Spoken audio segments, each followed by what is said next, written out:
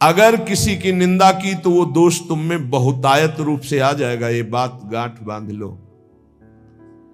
क्यों अपने को नष्ट करना चाहते हो? किसी की भी निंदा की, किसी भी बात की अहम बुद्धि करके, वही तुम्हें भ्रष्ट कर देगा। वही बहुत जोर की वृत्ति आपके अंदर दोष की आ जाएगी। इसलिए नो श्रणवन, किसी की भी निंदा कभी भी मत सुनो, तत्काल अंगुली कान में डाल। बहुत बड़ी हानि है इससे। ये 100 बार तो श्लोक आए होंगे ऐसे जिनमें यह वर्णन किया। नो श्रणवन, ये आप सत्संगी हैं, अपने ऊपर आप कृपा करें, कभी किसी की भी निंदा। अरे बहुत विचित्र बात है। निंदा की तो बात जाने दो, अगर भजन करते हो हल्का शब्द निकल जाएगा तो भजन में विक्षेप पड़ जाएगा। हल्का शब्द हो गया तो भजन में विक्षेप पड़ जाएगा। ये हम देखते हैं। शब्द में त्रुटि हो गई तो भजन में, फिर ये लोग जो बड़े बड़े अपराध करते हैं, भगवान जाने इनकी क्या गति होगी। कैसा इनका हृदय है कि ये मुस्कुरा रहे हैं अपराध करके। हल्का वचन निकल जाए जो सम्मान पूर्वक है लेकिन उनके यथायोग्य नहीं है, तो उसमें भजन में अंतर पड़ जाए। नो श्रणवन, एकदम आदेश कर रहे हैं, किसी की कहीं भी निंदा है जो कान में उंगली डालो। इसीलिए जीवन भर एक सूत्र रहा है, असंग। किसी से दोस्ती नहीं रही, क्योंकि जब अपनापन होगा तो खड़े होकर बात करेगा, एक की प्रशंसा करेगा, एक की निंदा करेगा। किसी से भी जरा सी प्रियता से बात कर दो फंस गए। सेवक जी महाराज बहुत सावधानी से कह रहे, तब सुख हरिवंश गुण नाम रसना रटत, और बहुवचन अति दुख दानी। तभी सुख है जब हरिवंश के नाम और गुण को ये वाक इंद्री रटती रहे, ये रसेंद्री स्वाद लेती रहे, और कुछ बोले तो दुख दानी, निश्चित दुख में फंस जाओगे। नो श्रणवन, बिल्कुल ये नियम ले लेना चाहिए किसी की निंदा। और निंदा सुनने में मन बहुत राजी रहता है, अच्छा, और बहुत हर्षित हो के जैसे उसको राजपद मिलने जा रहा हो, ऐसे पूरे एकाग्रता। ऐसा ना वेदांत का सिद्धांत सुनेगा, ना भक्ति का सुनेगा, ना भगवान की महिमा। निंदा हो रही है तो खसक के और नजदीक पहुंच जाएगा। पुनः बोलो हम सुना नहीं, और अच्छा ऐसा हुआ, और आगे क्या, पूरा रसास्वादन उसमें डूबे चले जा रहे हो। ये नहीं पता कि ये हमारे सारे पुण्य नष्ट करके नरक का रास्ता बन रहा है।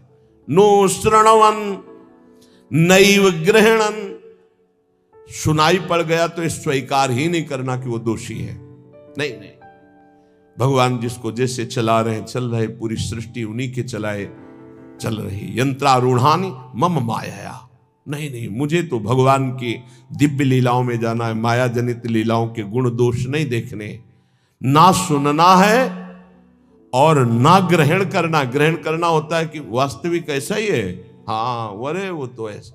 अब जिंदगी भर जब उसकी बात आएगी तो पहले वो दोष हो जाएगा। अच्छा, वो घृणास्पद भाव तुम्हें भगवत प्राप्ति कभी नहीं होने देगा। घोर पापी में, नीच में भी स्वाराध्य बुद्धिर मम, मेरे आराध्य राधा वल्लभ लाल विराजमान है, ये भाव रखना है। कह रहे सकल तनु भृताम क्वापि दोषम गुणम वा, जितने भी शरीरधारी हैं किसी के ना दोष सुनना है ना ग्रहण करना है। वृंदावनस्थ सत्वान्यखिल गुरुधिया सन्नमन दंड पातई, ऐसे भजन बचता है। ऊपर वाली पंक्ति से भजन बचता है।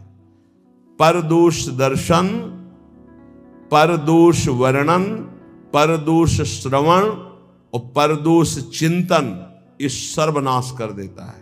सर्वनाश सच्ची मानिए।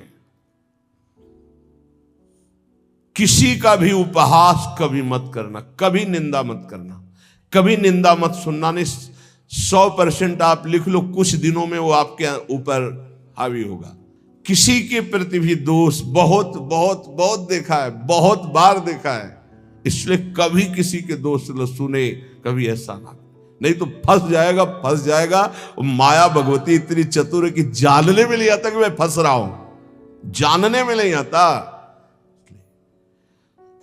और वृंदावन में तो कभी भूलकर किसी के प्रति दोष न करे, क्योंकि लाडली जी ने पसंद किया, उसको रखा है, तो फिर हमें दोष करने की क्या सामर्थ्य है। जब लाडली जो मुझ जैसे नीच को वृंदावन में रखे हैं, तो उसको वृंदावन में रखे, तो हमारा अधिकार कैसे जब हम अपने को देखते हैं तो हम बड़े अधिकारी थोड़ी है वृंदावन वास के। हम पर जब कृपा हुई तो उन पर भी कृपा हुई, तो जब उन पर कृपा होगी पूरी तो वो भी महात्मा बन जाएंगे, हम दोष दर्शन क्यों करें। तो वृंदावनस्थ सत्वान्यखिल गुरुधिया सन्नमन दंड पातई। अगर वृंदावन के किसी भी बासी पर दोष दर्शन हो जाए तो प्रणाम दंड पातई। वो जाने या न जाने दूर से प्रणाम कर, हे प्रभु मेरे से गलती हो गई, क्षमा करो प्रभु, मैं आपकी महिमा को नहीं जानता। ऐसा पक्का समझ लो, नहीं भजन क्षीण हो जाएगा, भजन नष्ट हो जाएगा। जो त्यक्त्वा शेषाभिमानो, सब अभिमान छोड़ करके निर्वधि परमा किंचन कृष्ण राधा, श्यामा श्याम की आराधना के लिए दैन्य भाव अत्यंत आवश्यक। किसी भी तरह का कोई अभिमान नहीं होना चाहिए। त्यक्त्वा शेषाभिमानो, कोई भी अभिमान शेष नहीं है, रूप का, जवानी का, इन शरीरों का अभिमान, यौवन, बाहुबल बहुत विचित्र है। कुछ भी हो जाए तो जीव का ऐसा गलत स्वभाव पड़ गया, वो अभिमान कर लेता है। अपने आप तो बहुत छोटे हैं। भगवान शंकर तांडव कर रहे थे तो दो तालियों से ऐसे बाणासुर ने ताल मिलाई, भगवान शिव प्रसन्न हो गए, कहा सहस्त्रबाहु भव, 1000 भुजा वाला हो जा, महान बलशाली विक्रम भगवान शिव की कृपा से। अब 2 भुजाएं तो अगर सही ढंग का स्वास्थ्य हो तो फिर खुजली संभलती नहीं, बल्कि भगवान शिव का कृपा पात्र 1000 भुजाएं, तो जिस पर्वत में मारे चकनाचूर, जाके दिग्गजों को ललकारा, भाग पड़े, कोई उसके सामने नहीं। काफी समय विचरण करने के बाद भगवान शंकर के पास आयो, कहा जगत गुरु आज दूसरी तरह से प्रणाम था। भगवान शंकर ज्ञान समुद्र, बोले गुरु खुजली हो रही भुजाओं में। बोले मतलब? बोले आओ, आप ही आओ, अब हमारे बल दिया है 1000 भुजा, तो आपसे युद्ध करना चाहता हूं। मुस्कुरा दिए। भगवान ने कहा एक माली भी जिस पौधे को सजाता उसको उजाड़ता नहीं है। तुम्हारी भुजाओं की खुजली मैं तो नहीं मिटाऊंगा, लेकिन मेरे समान बलशाली आकर मिटा देगा। तो जब प्रद्युम्न पुत्र अनिरुद्ध और उषा जी का बड़ा एकांतिक मार्मिक प्रसंग है कि उषा जी ने स्वप्न में देखा अनिरुद्ध जी को पहली बार। अब वो विकल, ना उनको भोजन अच्छा लगता, ना नींद अच्छी लगती।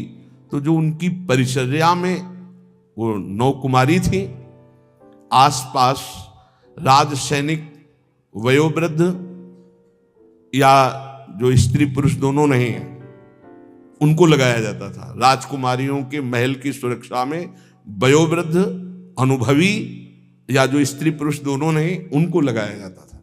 तो ऐसी व्यवस्था में उनके पास सखियां सेवा में रहती थी। कभी कभी कोई सूचना मिलने पर बाणासुरा के। अब उषा जी को इस तरह विक्षिप्त देख करके ना भोजन, ना नींद, ना बल, तो उनकी एक बहुत प्रिय सखी चित्रलेखा थी, जो बड़ी योगिनी थी, शक्ति संपन्न थी। उसने कहा सखी, मेरी सखी होते हुए तुम इतना उदास, बोलो ना, कोई ऐसा विषय है जो गुप्त विषय और तुम बता नहीं सकती, वही तुम्हें इतना विक्षिप्त कर रहा है। मैं समझ रही हूं कोई विषय तो है। तो उनका सखी, मुझे एक स्वप्न में 9 कुमार के दर्शन हुए और अब मैं उसके बिना जी नहीं सकती, पर मैं ये नहीं जानती को है कौन, कहां का है, क्या है, पर स्वप्न में मैंने देखा। तो उनका स्वप्न में आपने देखा तो त्रिभुवन का कोई ऐसा नहीं है जिसका मैं चित्र न बना सकूं, और तुम्हारे सामने साधारण कोई आ नहीं सकता, क्योंकि साधारण से तुम मोहित नहीं हो सकती। तो मैं असाधारण महापुरुषों के परिवारों का चित्रण करूंगी, तुम केवल इशारा दे देना, मैं योगिनी हूं, अपहरण उसका मैं कर लूंगी। स्वप्न में देखा था अनिरुद्ध जी को। वो बड़े बड़े नागलोक, स्वर्गलोक, सब लोगों के बड़े बड़े जो सुंदर हैं, गंधर्व हैं, देवता हैं, यक्ष हैं, फिर मानव लोक का। जय भगवान श्री कृष्ण का चित्र आया तो मुस्कुराए, बोले बस कुछ मिलता जुलता ऐसा ये तो नहीं है प्रद्युम्न जी, बस कहा बिल्कुल नजदीक पहुंच चुकी हो, मिलता जुलता ही चित्र है बिल्कुल। और जे ही अनिरुद्ध जी का आया सो रो पड़ी, बोले यही मेरे चित्त का अपहरण करने वाला। बोले बहुत